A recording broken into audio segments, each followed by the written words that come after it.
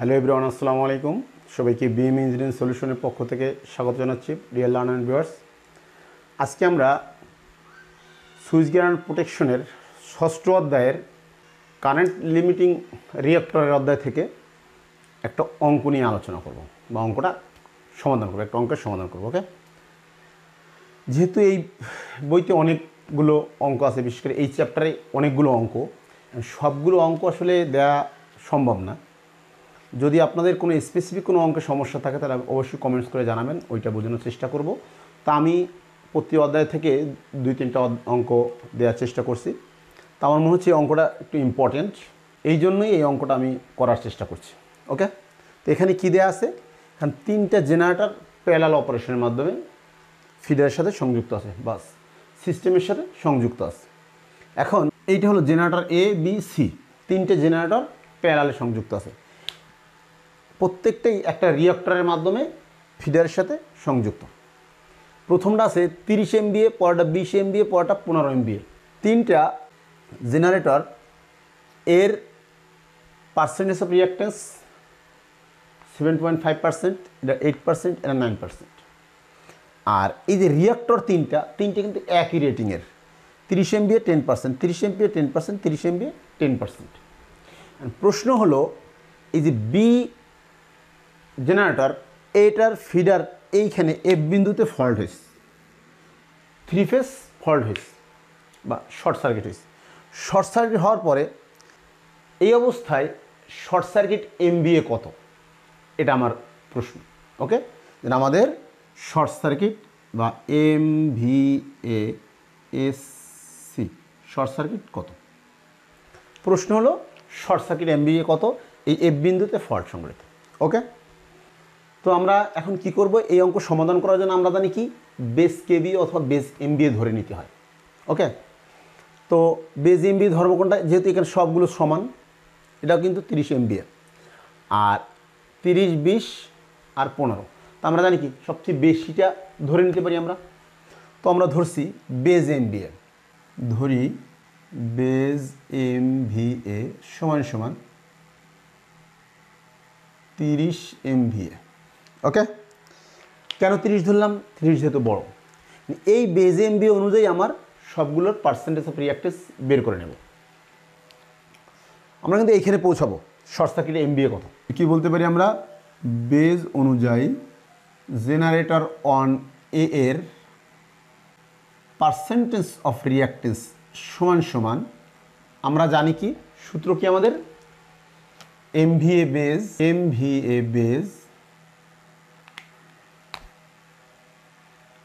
B দিলাম গুণ নিজস্ব বা percentage of reactance self percentage of reactance ভাগ সেলফ MVA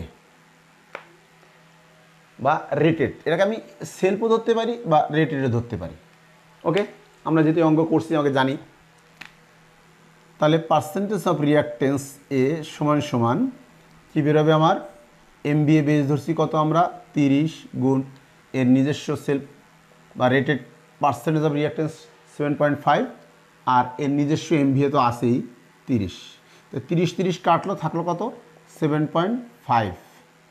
ওকে, তাহলে আমরা এই জেনারেটর এর পার্সেন্টেজ অফ রিঅ্যাক্টেন্স বেস কেবি অনুযায়ী পেয়ে গেলাম 7.5, যেটা দেওয়া আছে সেটাই, কারণ এর MVAটাকে আমরা বেস MVA ধরে নিয়েছি এই জন্য মূলত। এখন বেজ অনুযায়ী জেনারেটর বি বা জিবি অনুযায়ী এর পার্সেন্টেজ অফ রিঅ্যাক্টেন্স সমান সমান, সূত্র সেম আমার MVA বেস, আমি আর সূত্র লিখলাম না, অঙ্ক বসাই। MVA বেস কত ধরছি আমরা? 30 গুণ এর সেলফ রিঅ্যাক্টেন্স কত আছে? 8, এর নিজস্ব MVA কত? 20। ওকে, এটা যদি কাটি আমার আসে কত? 4 দুগুণ 8, 3 4 12, তাহলে 12%, এটা বেশ 7.5%। ওকে, ঠিক একইভাবে আমি এটা বেশ সি, তাহলে আবার বেজ অনুযায়ী আমি সংক্ষেপে লিখে যাচ্ছি, বেজ অনুযায়ী জেনারেটর সি এর পার্সেন্টেজ অফ রিঅ্যাকটেন্স সমান সমান, তাহলে কি লিখবো আমরা, বেজ এমবিএ গুণ এর নিজস্ব পার্সেন্টেজ অফ রিঅ্যাকটেন্স কত 9% ভাগ ওর নিজস্ব এমবিএ 15, তাহলে 15 দুগুণে 30, 9 দুগুণে 18%। ওকে, তো আমরা বেস কেবি অনুযায়ী তিনটা জেনারেটরের পার্সেন্টেজ অফ রিঅ্যাকটেন্স পেয়ে গেলাম সূত্র প্রয়োগ করে। এরপরে আমরা কি করব, এই রিঅ্যাক্টরের পার্সেন্টেজ অফ রিঅ্যাকটেন্স বের করব। তাই দেখেন এখানে রেটিং কিন্তু তিনটেই সেম, তার মানে একটা বের করলে আমি তিনটেই পেতে পারি। তা কি বেস কেবি অনুযায়ী রিঅ্যাক্টরের পার্সেন্টেজ অফ রিঅ্যাকটেন্স, তাহলে আমরা লিখতে পারি কি, বেজ অনুযায়ী রিঅ্যাক্টরের, মানে এটা দিলাম আর এ সমান সমান আর বি সমান সমান আর সি, মানে তিনটা রিঅ্যাক্টরই একই মান সমান সমান এদের কি পার্সেন্টেজ অফ রিঅ্যাকটেন্স, এদের পার্সেন্টেজ অফ রিঅ্যাকটেন্স সেম, একটা বের করলে বাকি সবগুলো পেয়ে যাব। সমান সমান আমার সূত্র কি, সেই এমভিএ বেস কত আমার 30 গুণ এর নিজস্ব পার্সেন্টেজ অফ রিঅ্যাকটেন্স কত 10 ভাগ এর নিজস্ব এমভিএ কত 30 কাটলো, থাকলো কি আমার 10%। ওকে, তো একটা পেলাম, মানে কি আর এ বি সি তিনটেই পেয়ে গেছি, মানে এই রিঅ্যাক্টরের মান, এটার মান, এটার মান, তিনটার মানে আমি পেয়ে গেলাম। ওকে, তো বেস কেবি অনুযায়ী আমরা কি করলাম, সব কয়টারই পার্সেন্টেজ অফ রিঅ্যাকটেন্স বের করে ফেলছি। এরপর আমরা নতুন একটা সার্কিট অঙ্কন করতে হবে। কেন অঙ্কন করতে হবে আমি আগে করার আগে বলছি, এই যে তিনটে জেনারেটর আছে প্যারালাল, এরা মানে কি একে অপরের সাথে কিন্তু প্যারালাল কানেকশন। এখন এই জেনারেটরের সাথে এই রিঅ্যাক্টর কিন্তু সিরিজ আছে, এই জেনারেটর এই রিঅ্যাক্টরের সাথে সিরিজ হয়ে পরে এটা ফিডার, জেনারেটরের ফিডার প্রত্যেকে ফিডার বের হলো। কিন্তু যেহেতু এইখানে এফ বিন্দুতে ফল্ট হয়েছে, কোনটা জেনারেটর বি, মানে 2 নম্বর জেনারেটর এফ বিন্দু 3 ফেজ শর্ট হয়ে গেছে, হওয়ার কারণে এ কিন্তু এদের সাথে প্যারালাল কানেকশন নেই। আমি যদি বোঝানোর জন্য একটু বোঝানোর চেষ্টা করি, মনে করেন আমার এই একটা প্যারালাল সার্কিট, এই তিনটা সার্কিট, এরকম প্যারালাল তিনটা লোড আছে, কথার কথা এটা কিন্তু প্যারালাল কানেকশন। এখন এই ভদ্র ফল্ট হয়ে যাওয়ার মানে কি, ফল্ট হয়ে যাওয়ার মানে হচ্ছে এখান থেকে একটা আলাদা রাস্তা তৈরি হয়েছে। ওকে, তার মানে এরা তো তিনজন প্যারালাল কানেকশন হওয়া সত্ত্বেও কী হয়ে গেছে, এই তারটা ছিঁড়ে এখানে না যেয়ে এ আলাদা রাস্তা তৈরি হয়েছে। এখন কেমন যেন এইটা যদি নতুনভাবে আঁকি, এটা মনে করেন আর এ আর বি, এটা হচ্ছে আর সি, বোঝার স্বার্থে বোঝাচ্ছে। তাহলে এটা তার ছিঁড়ে এর সাথে কানেকশন নেই, এখন হয়ে গেছে এরকম, এরা দুজন প্যারালালে আছে, কিন্তু আর বি এটা হলে এটা আমার সে আর এ, এটা হচ্ছে আর সি। এখন এই যে মাঝখানেরটা আর বি এ কিন্তু এরকম হয়ে গেছে, রাস্তা তৈরি গেছে আর একটা। তার মানে এখান থেকে এখন এই দুজনের সাথে কেমন জানে সিরিজ হয়ে গেছে, সিরিজ হয়ে এরপর এইখানে আসছে সেই রিঅ্যাক্টর, যেটা আমার এইটা, এটার সাথে এখন পরস্পর এরা দুজন আবার প্যারালাল হয়ে গেছে।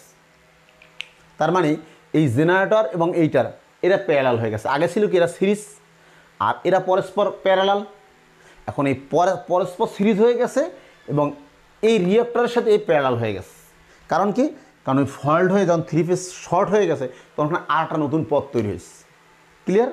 তো এখন আমরা এই সার্কিট অনুযায়ী এটাকে নতুন একটা সার্কিট আঁকবো, একে তারপর অঙ্ক করবো। So dear learner and viewers, আমরা এর একটা সমতুল্য সার্কিট এঁকে নিলাম পার্সেন্টেজ অফ রিঅ্যাকটেন্স বের করার পরে।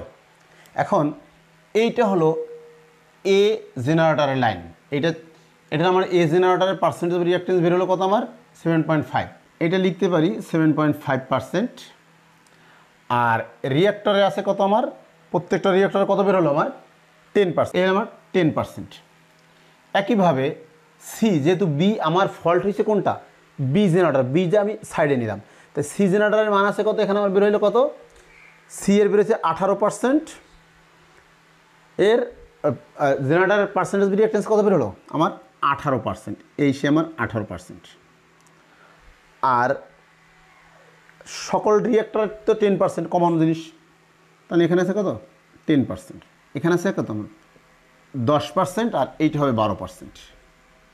এখন যেহেতু বি আমার ফল্ট হয়েছে, তো বি এর জেনারেটরের সমতুল্য রিঅ্যাকটেন্স কত 12, আর এর রিঅ্যাক্টরের রিঅ্যাকটেন্স কত 10।